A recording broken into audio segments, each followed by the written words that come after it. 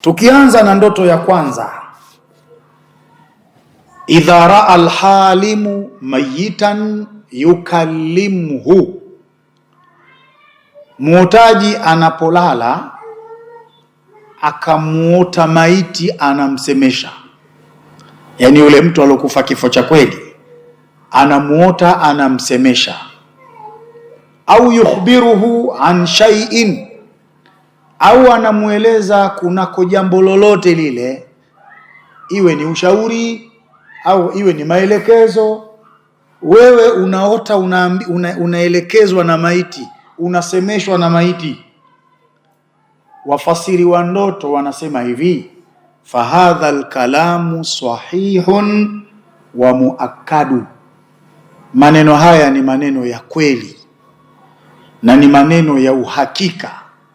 Liannahum fi dari alhaqi, kwa kuwa maiti, kwa kuwa wafu wako katika nyumba ya haki. Wa nahnu fi dari albatil, na sisi huku duniani tuko kwenye nyumba ya batil. Sasa mtu anapokuwa kwenye nyumba ya haki hasemi isipokuwa ukweli. Maiti yuko kwenye nyumba ya haki, kule hakuna uongo, kule ni ukweli tu.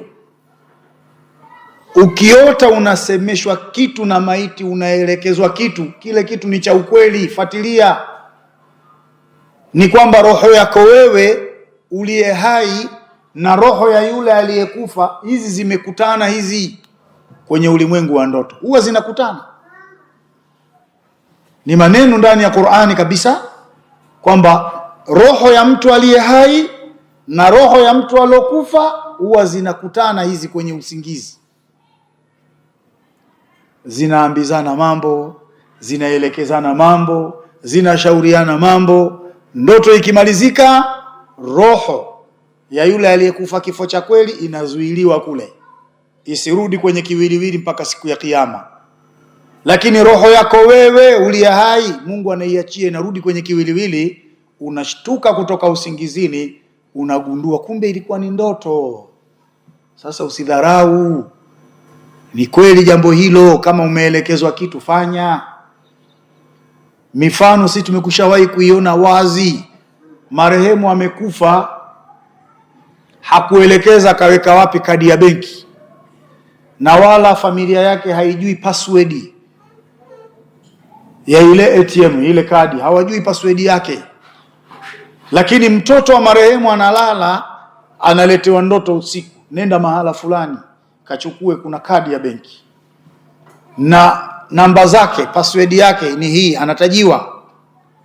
Na kweli akiamka asubuhi, anakwenda paka sehemu aliyoelekezwa, anaikuta kweli ile kadi. Na akienda benki, akiingiza, akiweka zile password zile, kweli pesa zinatoka.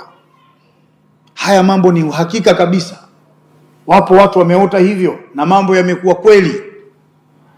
Na hata kwenye vitabu tunasoma, zamani watu walikuwa wanahifadhi pesa ardhini. Walikuwa wanakufa wale waliohifadhi pesa ardhini pasina kuwaeleza familia kwamba mahala fulani tulizika pesa. Lakini usiku yule marehemu anamuendea mmoja katika watoto wake au katika wana familia, anamuonyesha mahala pesa alipozika, na anamwambia kwenye zile pesa, mimi ninadaiwa deni kadhaa na mtu fulani.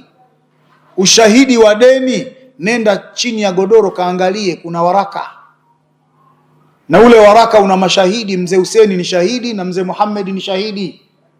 Wakati wa kulipa waiteni hao. Na kweli yule marehemu anaamka, anakwenda pale, anakuta pesa zimezikwa, anakwenda chini ya godoro, anakuta waraka, anafuatwa yule mzee, asema kweli, si tulishuhudia baba yenu anakopeshwa pesa. Anaitwa yule mtu anayedai, analipwa pesa. Mambo haya yanatokea kweli.